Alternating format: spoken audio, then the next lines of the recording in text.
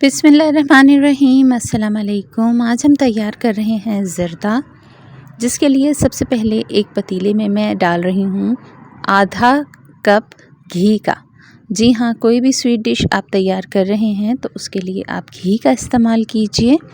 देसी घी हो तो क्या ही बात है, वरना आप बनास्पति घी भी इस्तेमाल कर सकते हैं। साथ ही शामिल कर रही हूँ मैं 7 से 8 अदद हरी इलायचियाँ, 4 से 5 अदद लौंग। हल्का सा इन्हें घी में सौते करेंगे और 2 ग्लास चावल जो कि 3 कनी तक मैंने गला लिए थे सादे पानी में, इन्हें अब इसमें मैं डायरेक्ट शामिल कर दूंगी। यहाँ पर मैं बनास्पति चावल इस्तेमाल कर रही हूँ। आप अगर पहली बार ज़र्दा तैयार कर रहे हैं तो आप सेला चावल का इस्तेमाल कीजिए। 2 ही ग्लास मैं इसमें चीनी के शामिल करूँगी और साथ ही थोड़ा सा आधा ग्लास इसमें दूध का शामिल करूँगी। इस स्टेज पर आँच आपने बिल्कुल फुल कर देनी है ताकि चीनी अपना पानी चावलों के अंदर छोड़ने लगे और इसकी चाशनी चावलों के साथ ही तैयार हो जाएगी। थोड़ा सा हम इसे मिक्स करेंगे, बिल्कुल हल्के हाथ से आपने मिक्स करना है क्योंकि चावल हमारे 3 कनी गल चुके हैं। अगर आप ज़्यादा मिक्स करेंगे तो फिर चावल के टूटने का भी ख़तरा होगा।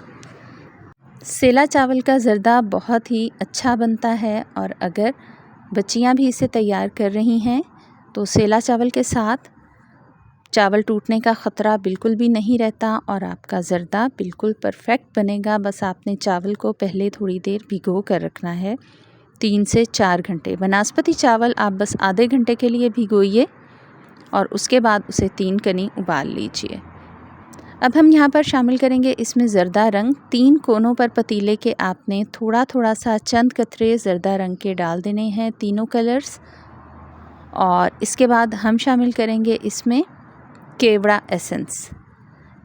केवड़ा एसेंस से बहुत ही अच्छा जायका आता है ज़र्दे में। साथ ही आप शामिल करें इसमें ड्राई फ्रूट्स अपनी पसंद के। मैं यहाँ पर किशमिश शामिल कर रही हूँ। आप साथ ही नारियल, बादाम, काजू, अखरोट या जो भी आपको ड्राई फ्रूट्स पसंद हैं आप इसमें शामिल कर सकते हैं। केवड़ा एसेंस इस तरह से बॉटल्स में बाज़ार में बासानी दस्तयाब है, आप इसे इस्तेमाल कर सकते हैं। इसकी खुशबू बहुत ही अच्छी आती है। साथ ही शामिल कर देंगे हम थोड़ा सा दूध, लेकिन दूध को आप कलर्स के ऊपर नहीं डालेंगे बल्कि कलर्स के बीच में एक लकीर की शक्ल में डाल दीजिए, आधा कप दूध।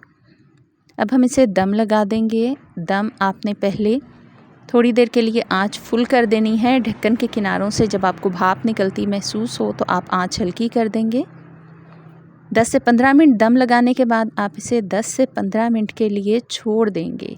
दम खोलते साथ फ़ौरन ही आपने चम्मच नहीं हिलाना, बल्कि इसे थोड़ा सा कलर्स ताकि स्टेबल हो जाएं, अपनी जगह पर जम जाएं और चावल जिन पर हमने कलर डाला है वो बहुत ही गहरे रंग के हो जाएं। देखिए यहाँ पर चावल कितने ज़बरदस्त हमारे 3 रंगों के तैयार हैं। स्टेज पर आप थोड़े से चावल निकाल कर चख लीजिए। अगर आपको चावल में कच्चापन महसूस हो तो आधा कप दूध डालकर आप दोबारा से भी इसे दम लगा सकते हैं।